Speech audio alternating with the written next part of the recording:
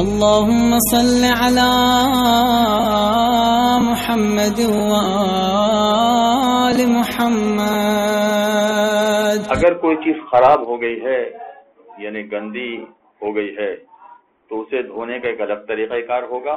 مگر اگر وہ نجس ہو گئی ہے تو اسے پاک کرنے کا الگ طریقہ کار ہوگا۔ یہ دونوں الگ الگ الفاظ ہیں،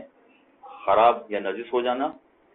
خراب یا گندا ہو جانا، یا نجس ہو جانا۔ نجس ہونا ایک الگ چیز ہے اور گندا ہو جانا ایک الگ چیز ہے۔ اسی طرح سے اگر کسی چیز کو آپ صاف کر رہے ہیں، دھو رہے ہیں، تو دھونا اور صاف کرنا الگ چیز ہے، پاک کرنا ایک الگ چیز ہے۔ اگر فرض کیجئے کہ آپ نے اس کو فقط دھو لیا ہے اور جو طریقہ اسلام نے بتایا ہے اس کے مطابق پاک نہیں کیا ہے، تو آپ نے چاہے کتنے ہی اچھے طریقے سے اسے دھویا ہو، وہ چیز دھل جائے گی، صاف ہو جائے گی، مگر پاک نہیں کہلائے گی۔ اگر اسے پاک کرنا چاہتے ہیں تو پھر باقاعدہ جیسے اسلام نے طریقہ بتایا ہے اس طریقے کے مطابق اس کو پاک کرنا پڑے گا۔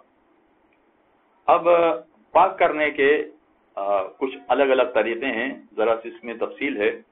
اگر کوئی چیز پیشاب کے علاوہ کسی اور چیز سے نجس ہوئی ہے، یعنی مثلا خون سے نجس ہو گئی ہے، کافر کے پسینے سے نجس ہو گئی ہے، پاخانے سے نجس ہو گئی ہے، تو یہ ساری وہ چیزیں ہیں کہ جو پیشاب کے علاوہ ہیں۔ خون، کافر کا پسینہ، پاخانہ، یہ ساری وہ چیزیں ہیں کہ جو پیشاب کے علاوہ، یعنی پیشاب کے علاوہ کسی اور چیز سے کوئی چیز نجس ہوئی ہے، تو ایسی صورت میں اس کے پاک کرنے کا طریقہ کار یہ ہے کہ آپ فقط ایک مرتبہ اس کو پانی کے نیچے دھو لیں تو وہ چیز پاک ہو جائے گی۔ اور دھونے کا مطلب یہ ہوا کہ آپ نے اس طرح سے اسے دھو لیا ہے کہ نجاست نکل گئی ہے، تو اس طرح سے اگر نجاست نکل جاتی ہے تو وہ چیز پاک ہو جائے گی۔ لیکن اگر فرض کیجئے کہ وہ چیز پیشاب سے نجس ہوئی ہے تو اس میں ذرا سی تفصیلات ہیں، اور تفصیلات یہ ہیں کہ آپ پیشاب سے اگر کسی نجس ہونے والی چیز کو پاک کرنا چاہتے ہیں تو اس میں یہ ہے کہ اگر آپ اس کے ذرا سے دو حصے ہم کریں گے کہ اگر وہ چیز پیشاب سے نجس ہوئی ہے تو کیا وہ چیز بدن اور لباس کے علاوہ ہے یا بدن اور لباس ہے، یعنی انسانی لباس۔ اگر فرض کیے کہ لباس و بدن کے علاوہ کوئی چیز ہے، مثلا بچے کے پیشاب کی وجہ سے صوفے کا کشن نجس ہو گیا ہے، فرش نجس ہو گیا ہے، پلنگ کی چادر نجس ہو گئی ہے، کپڑے نجس ہو گئے ہیں۔ کپڑے سے میری مراد وہ کپڑے کے جو لباس نہیں مانا گیا ہے، یعنی تولیہ اور اس طرح کی چیزیں نجس ہو گئی ہیں۔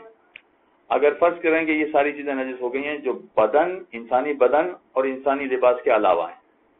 تو ان کے پاک کرنے کا طریقہ کار یہ ہے کہ اگر آپ اس کو کور پانی سے دھوتے ہیں،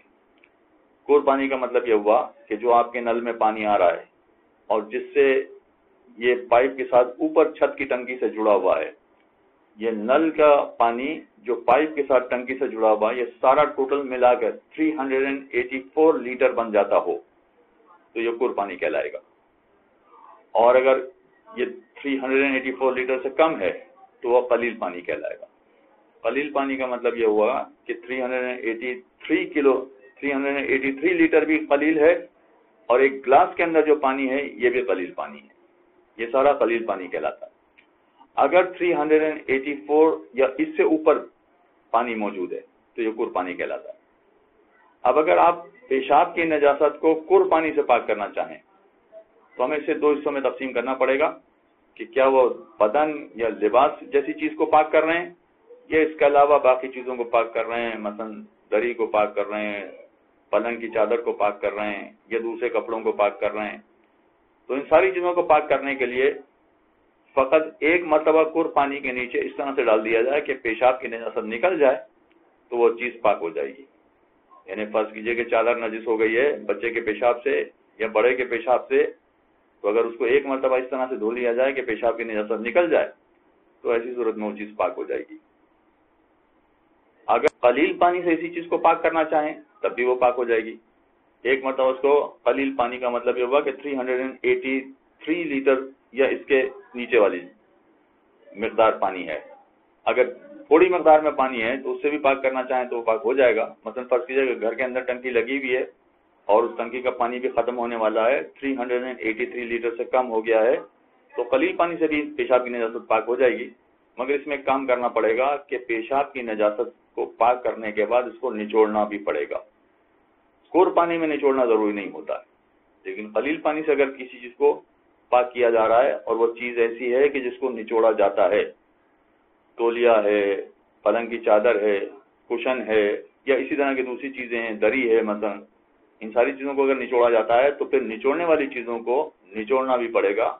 اگر پیشاب کی نجاست ہے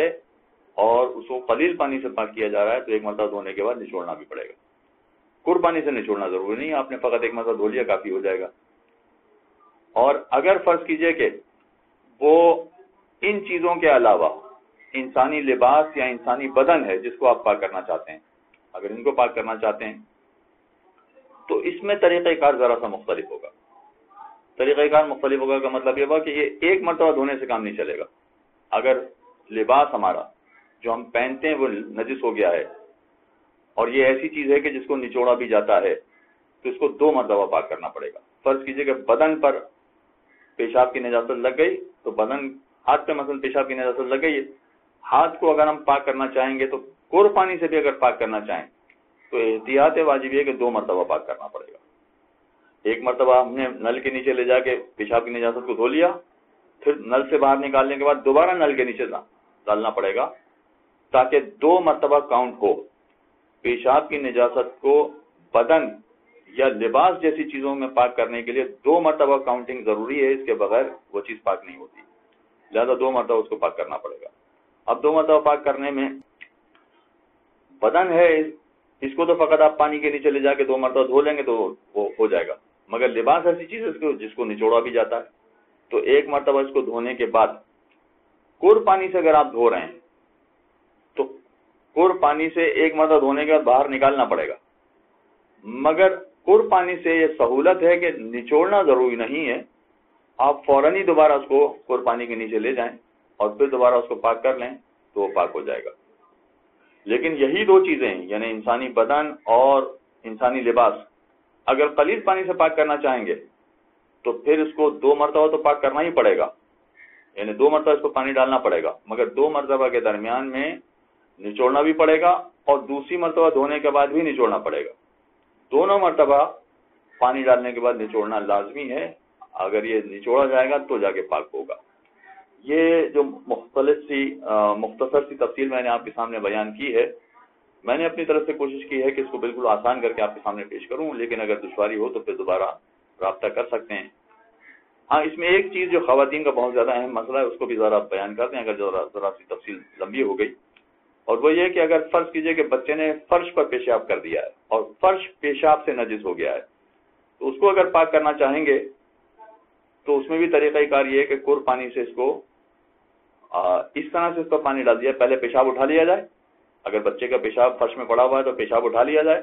اس کے بعد اس پر 1 مرتبہ کور پانی پھیر دیا جائے اس طرح سے کہ کور پانی ساری پیشاب کی جگہ پر لگ جائے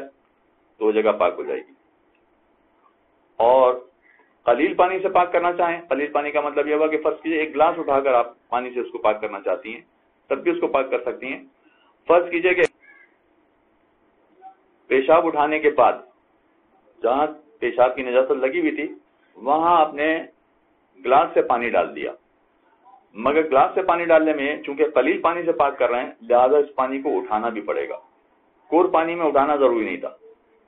قلیل پانی میں اگر جب قلیل پانی آپ نے ڈالا ہے تو فرش پاک کرنے کے بعد اس قلیل پانی کو اٹھانا بھی پڑے گا، یا مثلا اس پانی کو گٹر تک پہنچانا پڑے گا تب جا کے وہ جگہ پاک ہوگی۔ تو یہ ذرا سا طہارت و نجاست کا مشکل مسئلہ تھا، تفصیل ذرا لمبی ہو گئی، مگر اس کے بعد کیا کیا جائے کہ اس کی تفصیل بیان کرنا ضروری تھا ورنہ بات پوری نہیں ہوتی۔ وصلی اللہ علی محمد اللهم صل على محمد وآل محمد